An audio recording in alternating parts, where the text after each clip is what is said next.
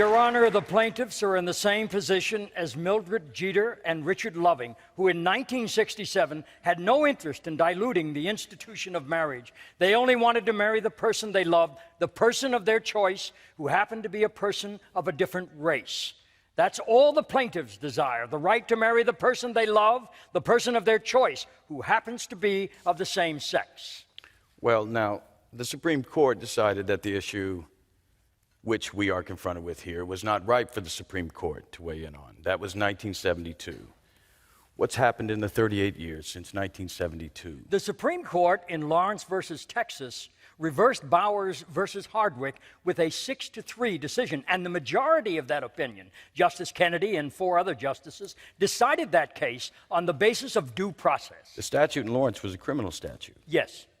The denial of the right to marriage of same-sex couples doesn't have any criminal sanction. I submit it doesn't make any difference.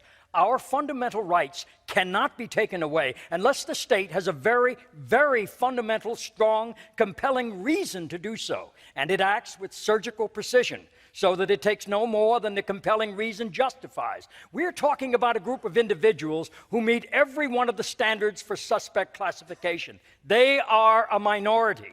There wasn't any dispute about that. It's an immutable characteristic. The witnesses said that. I was a very precocious kid. So one day I ended up looking up the word homosexual in the dictionary. Something along the lines of a romantic attraction between members of the same sex. And it slowly dawned on me that that's what I was. So given your prior testimony about homosexuals, how did you feel when you realized that you were gay? Well, once I realized what a homosexual was, I was scared by that. I realized that this was bad news for me, so I hid it as far away from everyone as I could. And around this time, did you talk to anyone about being gay? When I was in the 7th grade, I remember being taunted about being gay. I was called faggot, I was called a homo, a queer. It was scary going into that building, realizing these kids were taunting me with a word that was so close to the truth. I would go home crying. Did your parents ever find out that you were gay?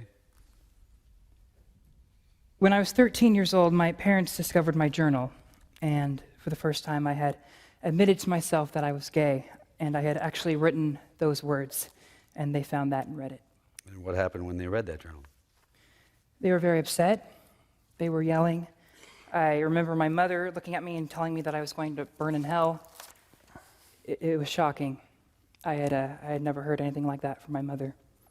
I mean, you don't get much worse than eternal damnation. And what is NARTH? NARTH stands for the National Association for Reparative Therapy of Homosexuality.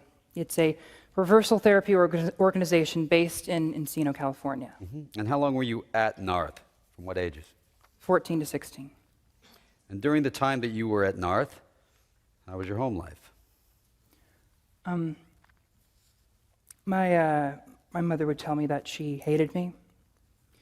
Once she told me that she wished she had had an abortion instead of a gay son. She told me that she'd wish I had been born with Down syndrome, or that I had been mentally retarded. Who did you meet with at NARTH? I met with Dr. Joseph Nicolosi. Where would you meet with Mr. Nicolosi? I did actually fly out to California to do in-person sessions. I recall Nicolosi saying that, you know, homosexuality is incompatible with what God wants for you, and your parents want you to change, and that this was a bad thing. And were you given any advice on how you would be able to suppress your homosexuality in these therapy sessions? I remember it was a general admonishment, but not a specific technique, no. No further questions, Your Honor. Mr. Cooper, you may cross-examine.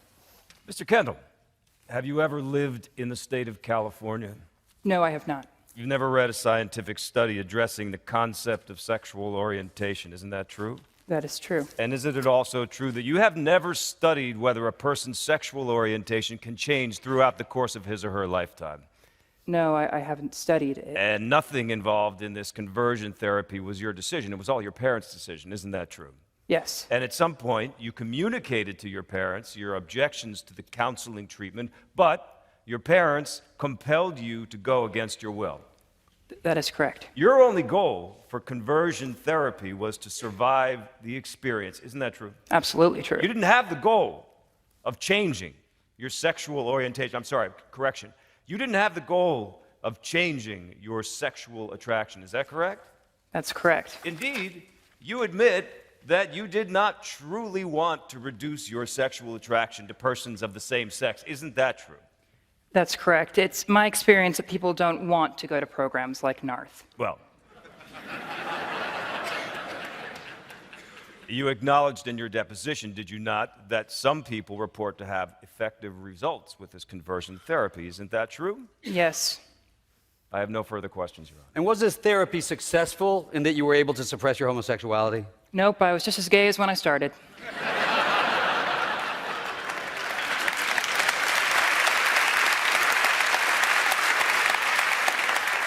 While you were in conversion therapy, were you introduced to any people who purported or were purported to you to have successfully undergone conversion therapy? I remember during one of the group therapy sessions, Nikolowski trotted out his perfect patient, the guy who had been cured of his homosexuality, and his name was Kelly. And did meeting Kelly have any impact on your views of conversion therapy? I remember once when Nikolowski stepped out of the room, we were talking amongst ourselves, and Kelly told me that later that night he was going to a gay bar.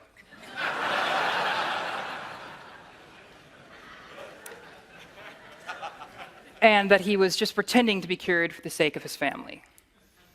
And why did you stop going to reversal therapy? During this whole thing, my life had kind of fallen apart. I didn't have the world that I grew up in. My faith, which was very important to me. My family, which was even more important to me. Everything had just kind of stopped, and I just couldn't take anymore. And I realized at one point that if I didn't stop going, I wasn't going to survive. What did you mean by that? I would have probably killed myself.